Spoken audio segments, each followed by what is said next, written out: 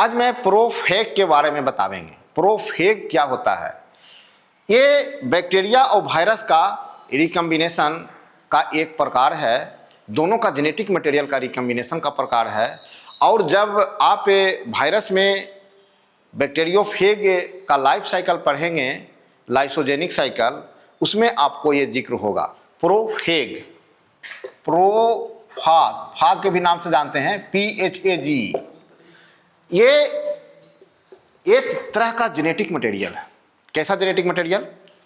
जब वायरस का infection bacteria पे होता है, जैसे कि हमने पिछले वीडियो में देखा था कि बैक्टीरियोफेग ऐसा वायरस है जो बैक्टीरिया को ईट कर जाता है, किल कर देता है, खा जाता है, और ये गंगा जल में पाया जाता है, जिसके कारण उस गंगा जल में बैक्टीरिया का इन्फेक्शन नहीं होता है। तो उसी कंडीशन में प्रोफेग का फॉर्मेशन होगा जब वायरस बैक्टीरिया को इन्फेक्ट करेगा। जैसे ये वायरस है, ये वायरस है, ये वायरस है, इसका genetic material double strand linear DNA होता है, बैक्टीरियोफेग का जेनेटिक मटेरियल। याद रखना है, बैक्टीरियोफेग का genetic material double strand linear DNA होता है। एग्जाम में आ सकता है, नीट में, वेरी इंपॉर्टेंट।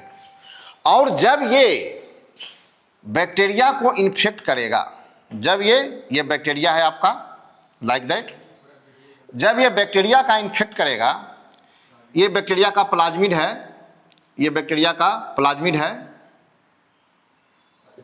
इसका अपना जेनेटिक मटेरियल। तो इस कंडीशन में ये इन्फेक्शन का जो मेन कंडीशन होता है, इन्फेक्शन उसमें तभी होगा, होस्ट पैथोजन में इन्फेक्शन तभी होगा जब दोनों का जेनेटिक मटेरियल का रिकम्बिनेशन होना चाहिए। तो ये वायरस का genetic material double strand linear DNA, ये इसको इन्फेक्ट कर किया तो ये अपना जेनेटिक मटेरियल बैक्टीरिया में डाला, ये बैक्टीरिया में वायरस का जेनेटिक मटेरियल आ गया, ये आ गया वायरल डीएनए, ये आपको वायरल डीएनए आ गया। अब दोनों का कंडीशन सेम है, ये भी डबल स्ट्रैंड डीएनए है, प्लाज्मिड भी डबल स्ट्रैंड डीएनए है। अंतर यही है कि लीनियर है, ये सर्कुलर है।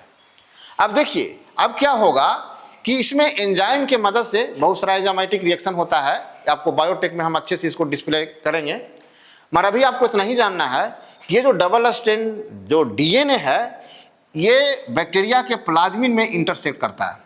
आप क्वेश्चन कर सकते हैं कि बैक्टीरिया का जो अपना जेनेटिक मटेरियल न्यूक्लियोइड है, इसमें क्यों नहीं करता है? तो आपको ये भी शायद आप जानते होंगे कि जो प्लाज्मिड है वो ज़्यादा रिकम्बाइनिंग कैपेसिटी रखता है इसका अपना न्यूक्लियोइड के तुलना में, इसलिए ज़्यादा चांस बनता है ये वायरल डीएनए जो है वो प्लाज्मिड के पास जाएगा, क्योंकि ये ज़्यादा रिकम्बाइनिंग कैपेसिटी इसके पास है। तो क्या होगा, ये जेनेटिक मटेरियल इसके जेनेटिक मटेरियल से इंटरसेक्ट करेगा, दोनों रिकम्बाइन करेगा। अब ये प्लाज्मिड कैसा बन गया? ये पहले जनरल प्लाज्मिड था, पहले जनरल प्लाज्मिड था, अब प्लाज्मिड में आ गया वायरल डीएनए, मतलब कह सकते हैं plasmid having viral genetic material, viral genetic material like bacteriophage. तो प्लाज्मिड में जब वायरल का जेनेटिक मटेरियल कंबाइन कर जाएगा, plasmid having viral genetic material, तो उसी को हम लोग प्रोफेग के नाम से जानते हैं। प्रोफेग, प्रोफाग भी इसको बोलते हैं, मगर अगर प्रोफेज कह देंगे तो फिर सेल डिवीजन की कहानी बन जाएगा। तो हम लोग प्रोफेग के बारे में जान रहे हैं। ओके, बस।